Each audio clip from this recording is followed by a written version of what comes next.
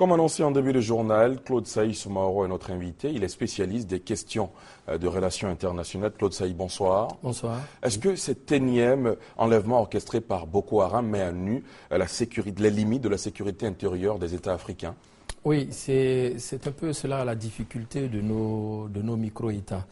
La question du terrorisme repose donc la question de la sécurité intérieure de nos États face à la montée du péril terroriste.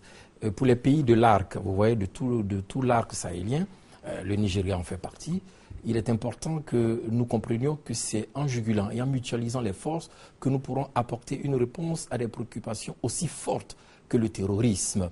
Aucun État seul au monde ne peut vaincre ce péril. C'est par la mutualisation des énergies que nous pourrons atteindre des résultats concrets. C'est la raison pour laquelle le Nigeria n'a pas manqué d'appeler au secours et la première puissance mondiale, les États-Unis, qui eux-mêmes ont été victimes du terrorisme, on se souvient encore du 11 septembre, apporteront leur soutien logistique en matière de conseil, en matière de renseignement, pour mettre un terme à cette forme de barbarie moderne qui déshonore. Est-ce que vous pensez que cette aide internationale va permettre d'endiguer le phénomène? Non, alors le terrorisme, on en parlera peut-être un jour avec beaucoup plus d'aisance, a tellement de ramifications et ses origines sont tellement profondes que ce n'est pas par ce seul fait des Américains, l'aide qu'ils apporteront au Nigeria, que ce phénomène sera endigué. Mais au moins arriver à détruire les cellules essentielles qui causent désolation et deuil dans les familles.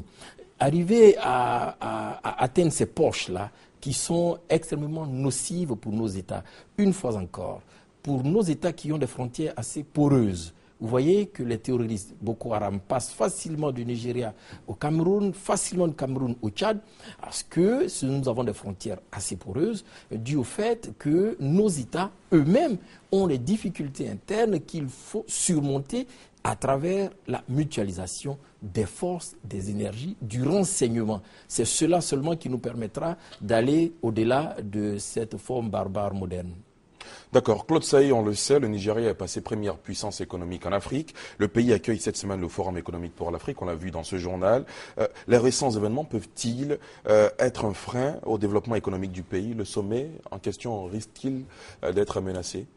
Non, les terroristes et Boko Haram évoluent justement comme des braconniers à qui on annonce que la chasse est interdite, mais qui apparaît un matin, tue une antilope, disparaît, tue deux buffles. Vous comprenez? Cela ne peut pas avoir d'influence négative sur l'organisation de ce sommet qui se tient au Nigeria. Cependant, l'image du Nigeria peut être un tout petit peu écornée, mais une fois encore, ce n'est pas au Nigeria seul d'apporter une réponse vigoureuse à la question du terrorisme. Je dis qu'elle repose la question de la sécurité intérieure de nos États face à la montée de ces périls-là.